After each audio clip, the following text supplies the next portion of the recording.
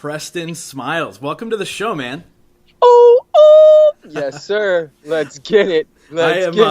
I'm really excited about this conversation. I've read your books. I've followed you for quite some time, and I just love your message, and I love your attitude, and I love the message you're bringing to the world in order to change it. And so I'm just excited about this because I think that your message resonates really, really well with my audience, and I think they're going to love it.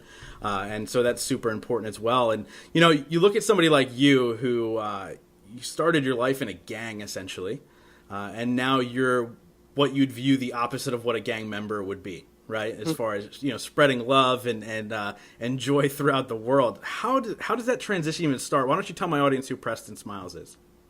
Yeah, man. I mean, here's the thing.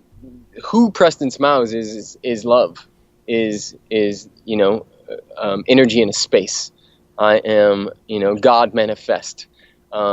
When we say who is Preston Smiles, I can talk about some of the patterns and some of the habits and some of the stories that have helped me come to the understanding that I am God's expression in the now. And so that would be very early in life. I was placed in special education classes.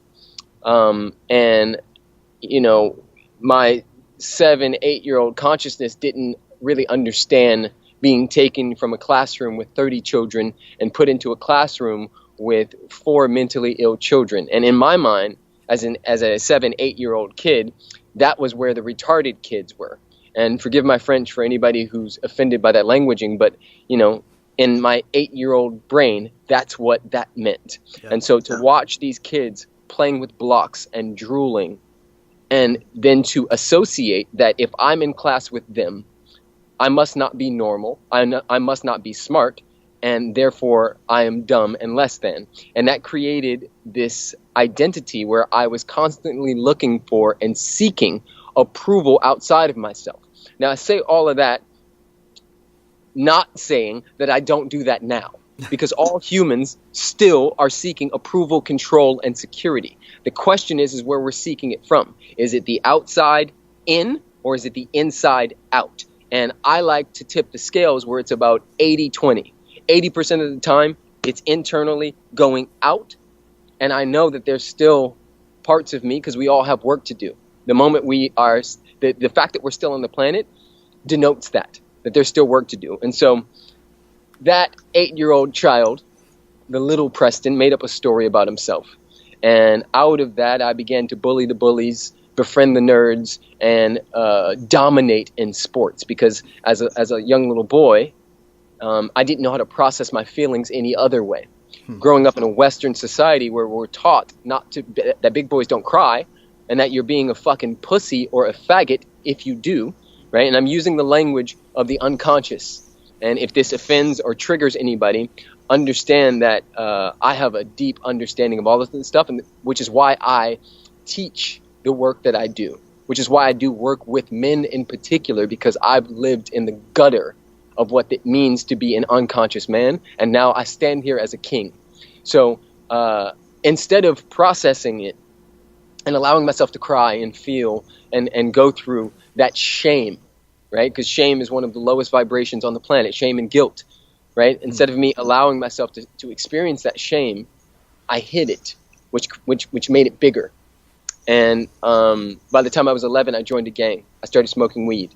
By the time I was 15, I was towing the line between an angel at home with my parents and a straight-up terrorist when I got outside. Wow. I was stealing, I was fighting, I was spray painting, I was beating people up, I was doing all kinds of stuff. And I had a catalyst moment at 15 and a half where my best friend Scott called me and asked me to come out and hang. And, early in life, my father had taught me and told me that I was a leader.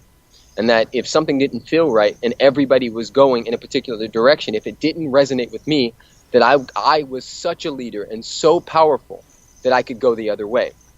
And so that was he told me that around 12 years old. Now here I am at 15 and a half, and my buddy Scott calls me to come out and hang.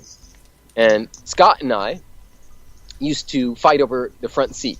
We used to do this thing called shotgun. I'm not sure if you guys see shotgun. Yep. Right? And this particular night, something in me said, don't go. And Scott was like, you not coming? You gonna be a little beep? And I was like, yeah, tonight I'm gonna be a little bitch. And we hung up the phone because something just didn't feel right for me. So I didn't go. 1 hour later, Scott and Rudy and Emmanuel were in that blue Astro van that I was in the night before that, and the night before that. They pulled up to a 7-Eleven, and they were going to get, I think, some blunt papers and some alcohol, and there was a gentleman in his car next to Scott.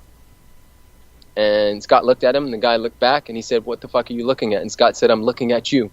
Being a dumb 16-year-old kid, the dude stood up, and with a semi-automatic, he shot Scott in the head, and everybody in that blue Astro van that I was in the night before that. And Scott died on the scene, and that scared me.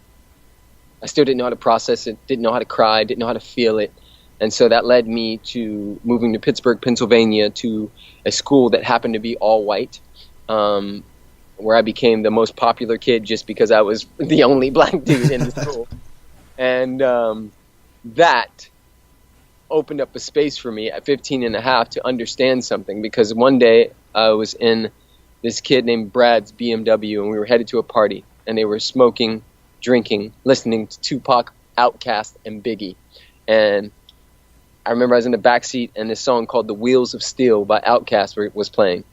And I had this realization that the kids at my former school were doing the same thing, but getting two different results based on the environment and the expectation. And so I stumbled upon environmental psychology at 15 and a half, and had this realization that underneath all of our stories that we have about each other, whether it be gay, straight, white, black, Christian, Muslim, underneath all of that is our truth, which is love.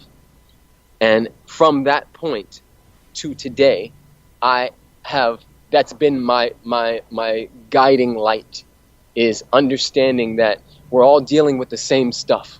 I do work in Australia, New Zealand, Tanzania, Africa. I do work all over the world, and everybody's dealing with the same stuff. So it's not a matter of race or ethnicity and all of these things. It's more humans being misled, right? Just humans being misled to be consumers, to hate themselves. And so that's a little bit of my story, man. I also was an angry vegan. I denounced my religion. I've been through the ringer, man. And today I'm leading workshops and speaking all over the world, and writing books and all that good stuff. Which is absolutely incredible. So, I see a lot of people in my life, when I speak at schools and stuff like that, they're falling into a pattern of things that they see or things they've always done because that's what's comfortable to them. And now, Obviously, yes, you had a change of environment moving from where you grew up to Pittsburgh, Pennsylvania. I'm in Reading, by the way, so I'm a Pennsylvania guy. You had a change of environment, but there's also a change in mindset, and you decided to not allow your past dictate your future. What is a secret to somebody listening, or something they can do to make sure they don't fall into those patterns? I know it's a loaded question. Yeah, it is, because here's the thing. Everybody's got to experience what they got to experience, right? Yeah. Right now, every listener on this call, 9 out of 10, has had a girlfriend or a boyfriend that broke up with them, that they thought that was going to be it. And they thought, I will never be able to move forward without this person. And in hindsight, which is 2020, they now look back and go, I dodged a bullet. Yeah. I'm so grateful that I dated them, but I'm so grateful that is over, because I learned patience in that relationship. I learned, some of my insecurities in that relationship. I heard this quote the other day: we don't create abundance. Abundance is always present, right? We create limitations. Yeah. And so anybody, wherever you are in your life right now, I would remind you that abundance is everywhere right now, right? And there's a line in Conversations with God that blew me away, and I say it quite often. He said, you cannot have what you want, but you may experience what you have. And it took me weeks and damn near months for me to really let that land, because a lot of us want different lives, right? We think it's a matter of becoming, and in truth, it's a matter of revealing. Yeah. Revealing what's already there, right? Abundance is everywhere. There's an abundance of air.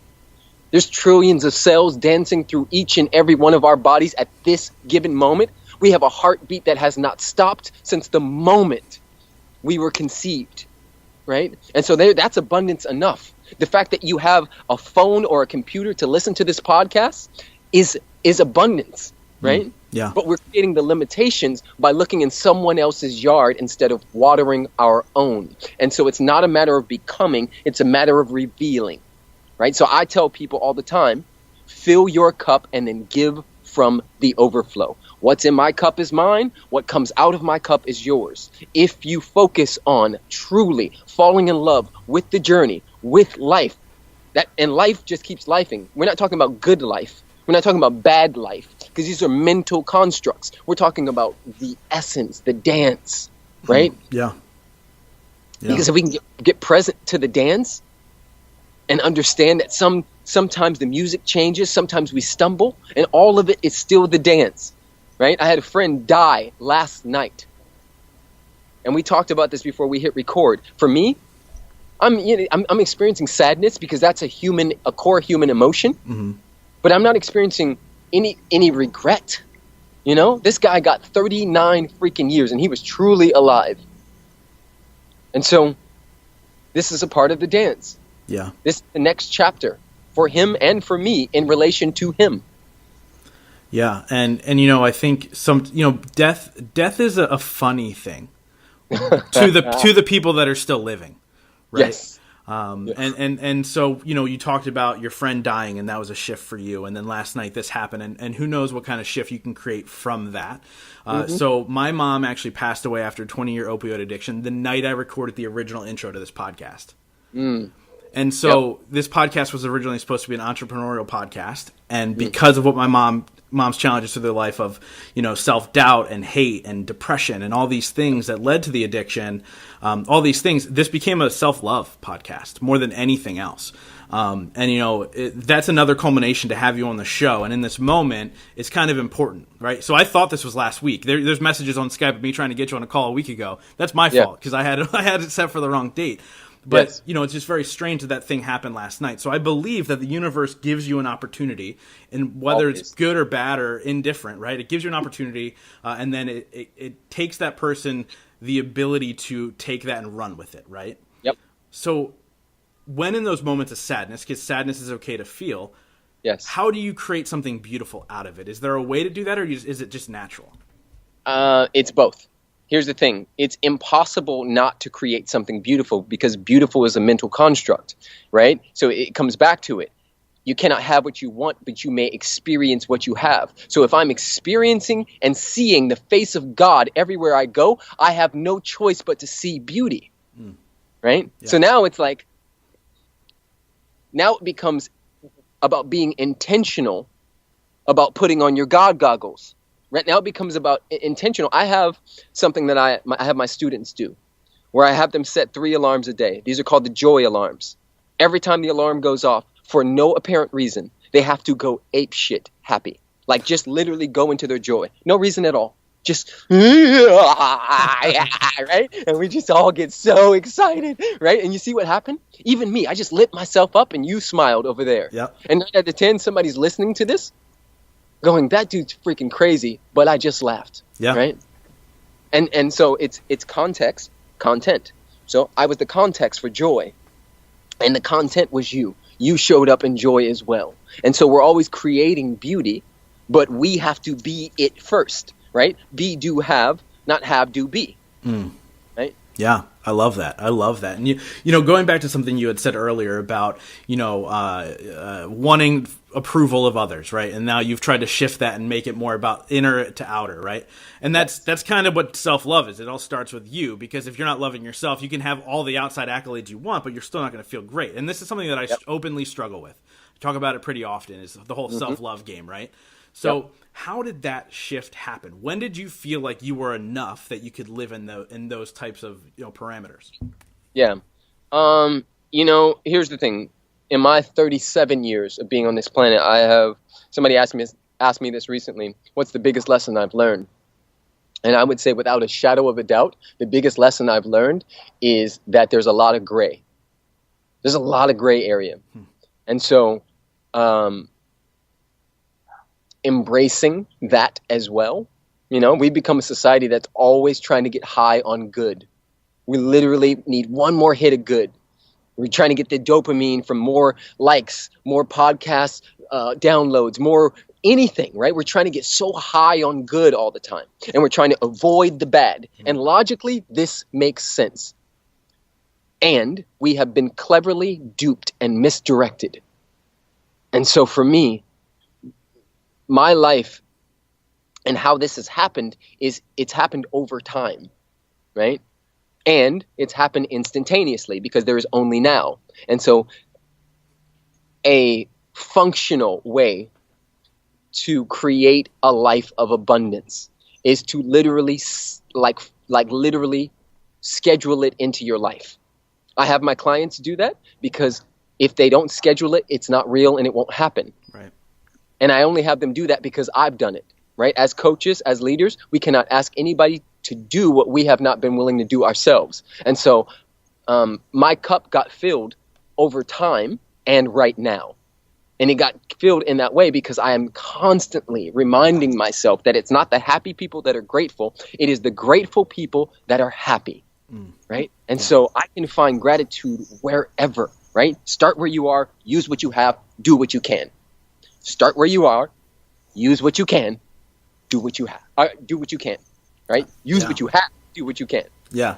I love all of that, and it's so true. And I think a key part is, like, there's a lot of people who talk about this stuff, and they go, you know, start focusing on the positive and more positive will come. But there also has to be some sort of, like, a semblance of an idea, right? So, like, where do you want to be? How do I get there? What are those things, right? So so how do you construct this large following you now have on social media? Was it organic or was it thought out? Like, if I do this, this will happen. No. So for me, it happened accidentally on purpose. So I tell people, and I speak at conferences, business conferences and things of this nature, and they ask me that question quite a bit. And what I explain to them is that consistency is king and queen, right? A lot of people jump out and they want to do business and they want to do it because they want money, right? So first and foremost, they're not seeing family, they're seeing dollar signs. For me, I see family. Anybody who's on my social media knows that I give a fuck, like lots of them, right? And so what happens is the more fucks I give and the more consistent I am, the more my people bring me people. Right? That's true wealth. This whole thing could crash. Everything could crash. And I would still have thousands of people that would be like, P, I got you. Do you know how wealthy I am because of that? Yeah. Yeah, you're absolutely right. And, you know, I kind of, to relate to that a little bit, is the podcast, right? It's consistency. It's been every single week for almost 2 years. And nothing happened for a year and a half. Nothing. You know, numbers weren't there, no matter how you want to look at it, right? Because that's the end result as a podcaster. You want more people listening to whatever you're putting out into the universe, whatever your purpose is. And then all of a sudden, one day, everything started to, like, happen. And I was like, what is going on? And it culminated in being, you know, listed as a top 8 podcaster to follow in 2018 by Inc. And I don't say that to brag. I say that because it's just consistent in the understanding that I'm giving to you, whoever's listening. I'm just giving and giving and giving, and I'm not asking for anything in return. Please just absorb this knowledge, and I hope this makes you happier. Like, that's literally the point of this podcast, right? And you've mentioned happiness so many times in this, right? So what is your happiness? What are you striving for every single day? Yeah. To be present to the presence, to be present to that which rotates the planet, to be present to that which grows the whiskers in my beard, to be present to the presence that grows the trees, that moves the waves, that does all of that, right? Just to become aware of that there is something bigger than me and that I am here. Right? Because my belief is that the moment anybody on the planet has a purpose, we are on purpose with a purpose. And so, you know, it's one of my beliefs that it's your duty to figure out what those purposes are. You know, it can all be service. The question is what ways are you here to serve? A lot of people only want to serve when the camera's on, right? And I know for me that it doesn't stop. There's no on and off switch for this thing. I am always in some way on, in the sense where I know my life is about service. So sometimes that means selfishly serving my family, right? I was walking on the beach. I live on the beach right now, 1 block from the beach. And I was walking with Alexi, my wife, the other day. And I was explaining to her that, 7 years ago, if you would have asked me what would it look like if I designed a life that was truly successful, like what would a successful life look like for me? And it would be to be in my purpose, serving in a way that creates financial abundance, emotional abundance, and spiritual abundance. It would be to live somewhere close to the beach where I can surf every day. It would be to have attracted a powerhouse queen into my space that I call my wife, and to have a child or two, and be able to travel anywhere in the world that I would like to at any given moment. And my dude, I'm literally living all of those things right now. All of them. And so, that was not on accident. Yeah. I designed a life. I asked myself, because that's what it has to be, right? We've been taught that success looks like a certain number in the bank account. It looks like a Ferrari. It looks like, da-da-da-da-da-da-da-da. We have to ask ourselves, what does success look like on our terms? And then design a life that meets that. And so I figured that out and got focused. A lot of us have a lot of ideas, and we find ourselves, being spread too thin. And every year that has gone by, especially 2017, I literally cut out the fat. I literally went and said, what is the one thing that creates space and room for everything else, right? Jim Rohn said it. He said, when you make room for your gifts will make room for you. 2017, I went ape shit. I went bananas on it. And I said, all right, how can I give my gift to the best of my ability? And, I almost quadrupled my income in 1 year, and I was already doing well. Wow. That's incredible. And it really is putting all that focus and that energy on that one thing, and then you will become the person that you need to be in order to reap those benefits, which are absolutely true. So I have a podcast production business, so I produce other people's podcasts, and I talk to a lot of people who are in the influential space, and then I talk to a lot of people who want to be in the influential space, and they don't feel like their message or their story is important enough. And I actually very often go back to something you had said on a video probably a long time ago about how at any given time there's 75,000 people in the world that need your message. Message directly from you. Right? They can't hear it from anybody else but you. Hell yes. Right. And so I want to go there for a second and to understand and the way you are with words, I think you're able to kind of put this better than me, which is, how do you make those people feel empowered enough? Not with just those statistics, but just empowered enough in that moment to say, step out and share your message, because there are people that need to hear it. Yes. Are you talking about the people who will be impacted by this particular person, or are you talking about the person who's still hiding out? The person who's still hiding, who needs to share their message. Yes. I remind people all the time that, statistically, since we've been on this podcast, you and I, since we've been on here, probably close to 50,000 people have committed suicide. And millions are committing a slow suicide, including opiates, right? Yeah. So how dare you? To me, it's a crime against humanity. Every minute, every hour, every month, every week that you hide and hoard your gifts trying to get ready to get ready. To me, it's game time. Society has never needed us more than right now. And so I remind everybody, including myself, and this is what keeps me going every single day. There are people dying. There are people suffering.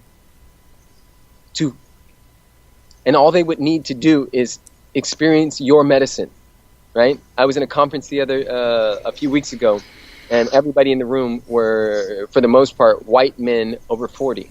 And I said, listen, you and I could say the same thing, but there is a giant group of people that can only hear it from you. because you fit the bill. Right? And no matter who's saying it, the point is for us to truly support humanity. And so the moment you have something on your heart, some medicine on your heart, something that's calling you forward, it's actually really selfish of you not to give that gift away. Wow. If that doesn't, whoever's listening, if that doesn't light a fire under your ass, it's mind blowing to understand that you're able to. And I have people. I'm fortunate enough that I have a platform that I have people reach out and say thank you, right? Yeah. So I see that. But there's also a lot of people who will never reach out, who are also going thank you in their own way, in their own. And so whether you're on this platform or you said it to a friend who doesn't, you don't even know they're struggling, right? You have to get out there and you have to share your message, and that's the only way this world is going to become a better world is by you doing that. And you know, obviously what you're doing now is just changing the globe, which is just mind-blowing. I wanted to go to another video that you just recently shared, which I enjoyed a lot. And it goes to kind of the self-love, self-doubt kind of thing. And you said, I'm just going to read it, which is don't downgrade your dream to match your reality. Upgrade your conviction to match your destiny. Yes. And again, that goes back to what you were talking about before, how, you know, it's already there. You just have to make it happen. Right? Yes. And so how does somebody stop with the self-degrading talk that they're giving themselves all the time, right? Yes. And really just be more aware of it. Like, because I think that we all kind of sit back into it every once in a while. I do it. I think we're all guilty of doing it. You're probably still guilty of doing it at times, right? How do you snap out of it when you get into those moods and those moments? Big time. There's a couple things. One, and I'm going to put this out there so I don't forget it. Low-hanging fruit, okay? So remind me if I go off on a tangent and I forget to say that. Okay. Before we even get to that, you nailed the first part of it, which is awareness precedes choice. If I am not aware that there is a way off of this rooftop that I'm on, my choices are limited. You understand what I'm saying? Mm-hmm. And so the first place to catch the liar is to understand that it is not you. Most people are associating with that voice. And what they don't understand is that millions of times, in even the last month, they have been programmed through television, through Facebook ads, through all kinds of stuff to believe that they are not good enough, smart enough, pretty enough, and that they need this particular car, this particular program, this particular thing in order to be good enough. This is not who you are, this is who you became. Right? And so the reason why I am able to navigate the world the way that I do is because I do not associate with the liar. I have the distinction and the understanding that when that voice comes up that says, Preston, you're black. Nobody's going to listen to you. You're just a skinny kid from California who doesn't have muscles, who doesn't drive around in a Ferrari. Nobody's going to listen to you. When that voice comes up, you know what I do? I meet it with love and compassion. I say, I see you. I know what you're up to. You're trying to protect me, ego. Today. I see you. I love you, but not today. I have work to do today. People are dying on the streets. And so, thank you, but no thank you. And what happens is if that continues to happen, we end up creating a new normal where the ego mind says, I can't beat him. Every once in a while I get him, but for the most part, he just won't listen. And he won't fight me because he understands that what you resist persists. Yeah.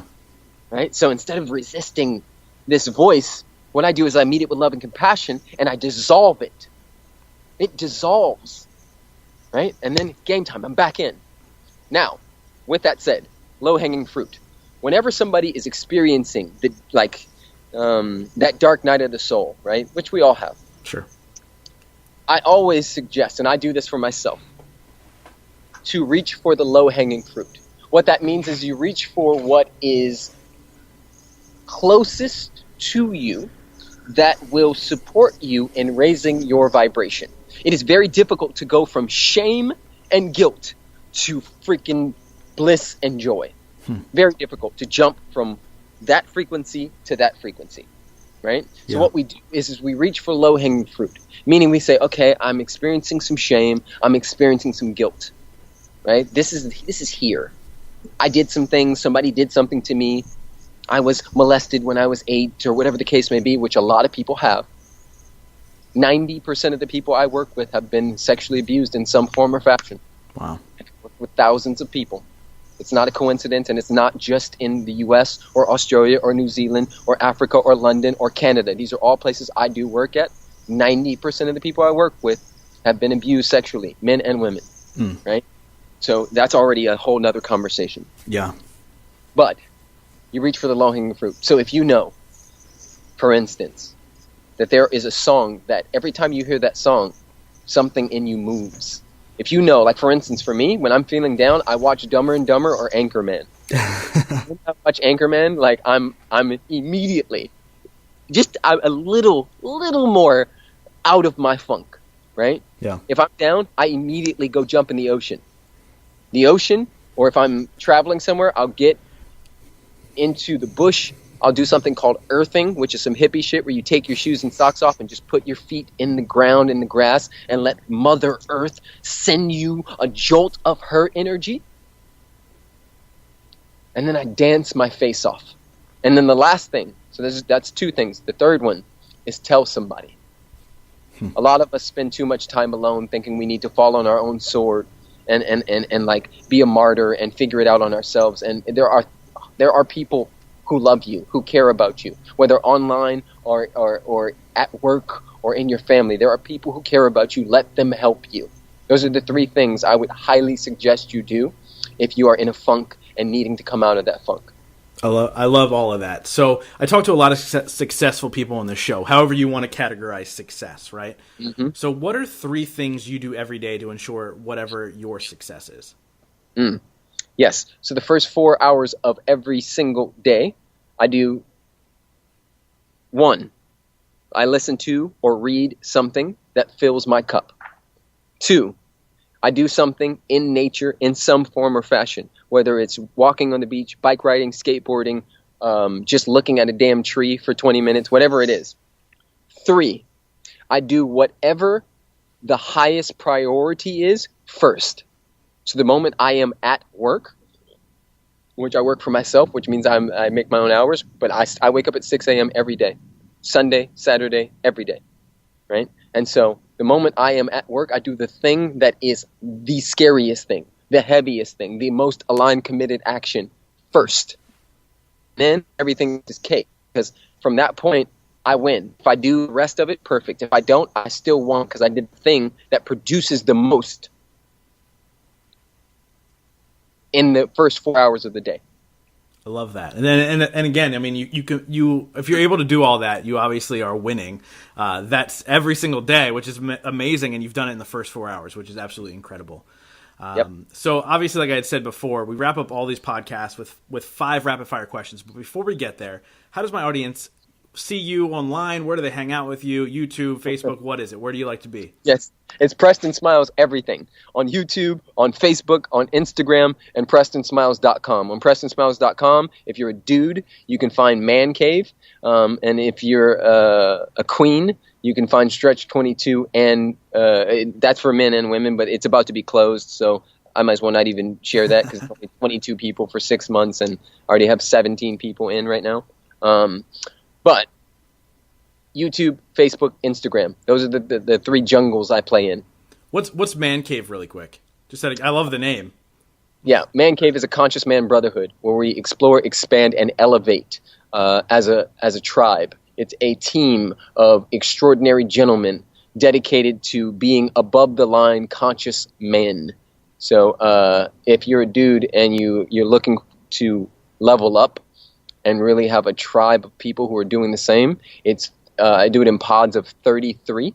So there'd be 33 people for 4 months, and then out of that, we then go into just a membership where we all stay in touch and have retreats and all that good stuff. Awesome, man. And I attest to all of the things that Preston is doing. Like I said, I wasn't lying when I said I've absorbed your content for at least over a year. Absolutely love all of it. So just thank you so much for all of that. So now we get into the 5 rapid fire questions. Some are fun, some are serious. I just ask you this. Answer within 1 word or at the most 1 sentence. Are you ready? Boom, let's get it. All right. First one is, this is a 2-parter. What's your favorite and your least favorite word?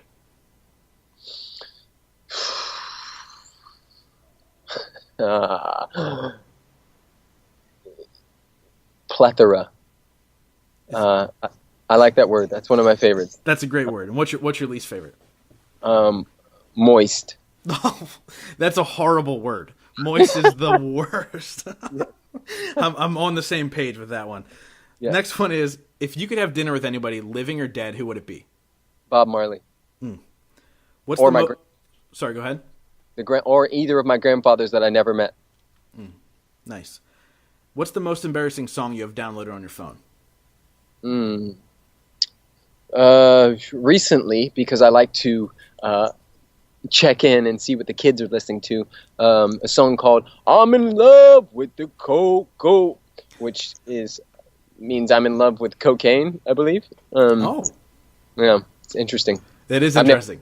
I don't know that song, and I've never done cocaine myself, so I wouldn't relate to the song. At the end of your life, if you could be remembered for only one sentence, what would that be? Love is all there is, was, and ever will be. Love that. So obviously this is the Growth Now movement, so I wrap up every single show with the same question, and that is, in your life, what has been your biggest moment of growth?